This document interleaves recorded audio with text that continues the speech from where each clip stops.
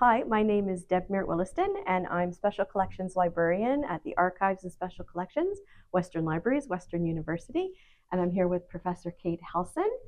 And today we are going to open a box that has come to us from a vendor, and we have purchased something really special today, which are some medieval manuscript fragments, but there's something a little different about these fragments, and it's the first time we've ever had this kind of material at Western before.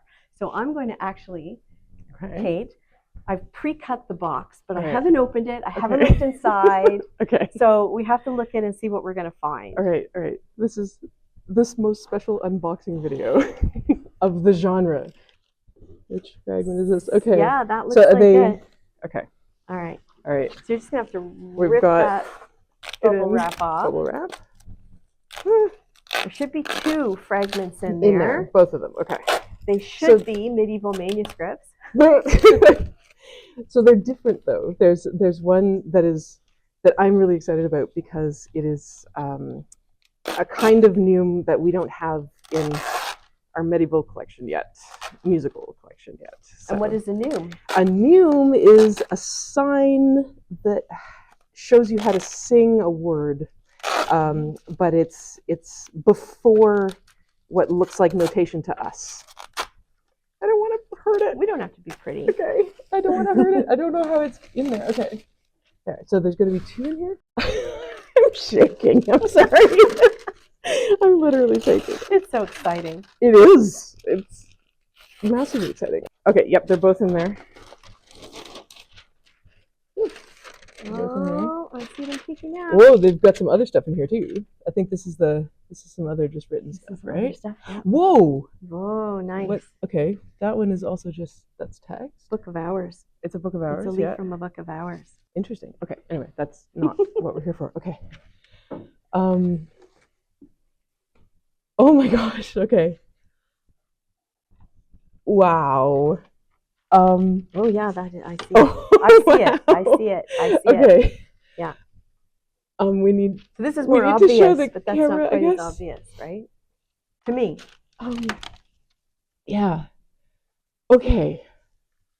Oh gosh. Okay.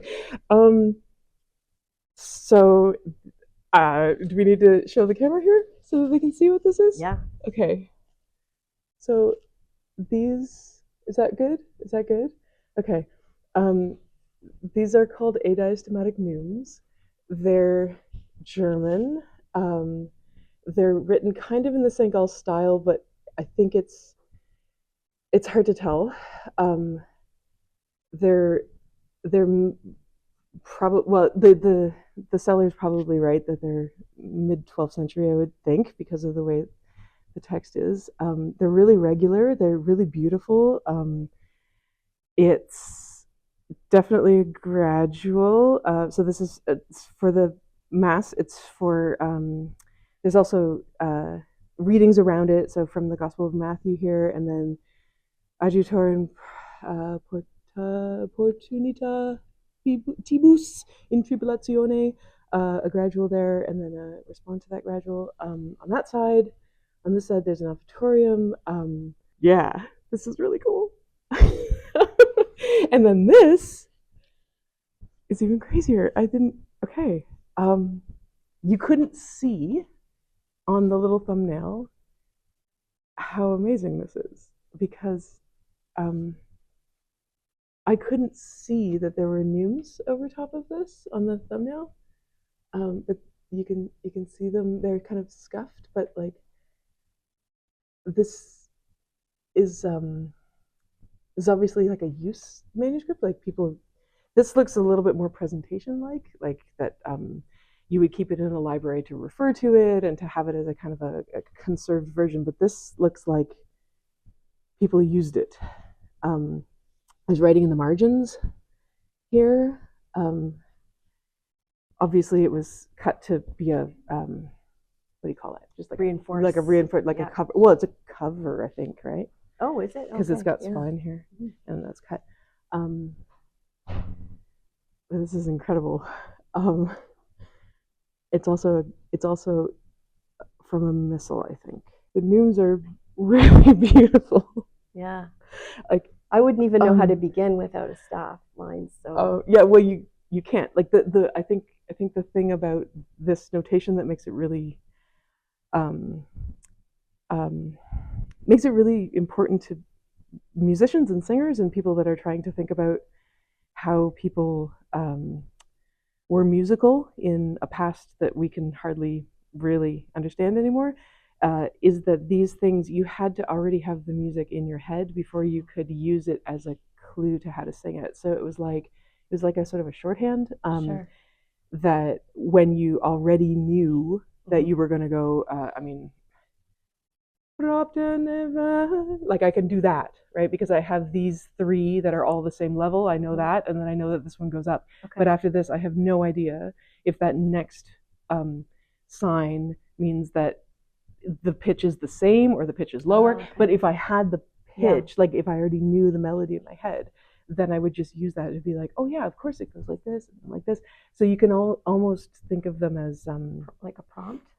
Yeah, like a prompt, like a way of negotiating musical space in time, like up, down, move these together, these are separate. Like, see how there, like you go boing boing, dum ba-dum, right there, and then you're off, right? So like everybody for 800 years has been like that, right? Da, da, da, da, da. And you can see it in the way it's written. And there's a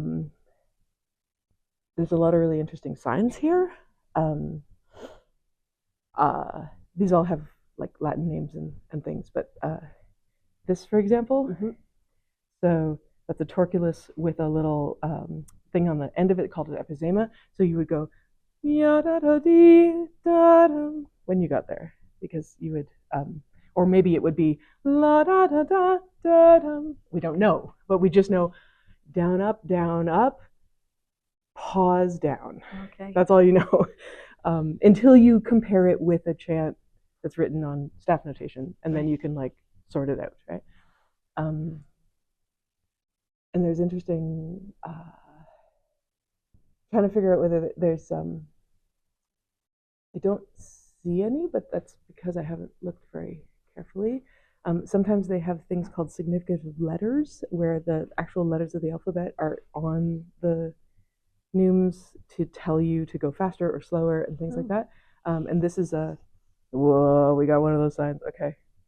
Nobody knows what that sign means. So along here, there are Neumes that we don't really know how they're interpreted. And when we find different styles of notation also that look like this, they will be very different signs. So we don't know whether this meant the same thing with different signs meaning the same thing that you hear, or whether they're actually doing this differently. So this little sign here, it looks like it's just going to be a normal clavis, but then it goes out and then it dips under with a thing called a liquescent. So you don't know whether that is just, it has to do with the pronunciation of the word, or whether you're actually doing something different musically.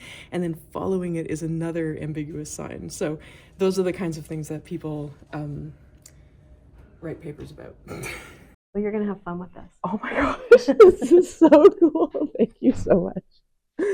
I mean, it's not mine. It's not mine. I have to remember. It's everybody's. Thank you, Western. Yes, thank you, Western. Oh my gosh.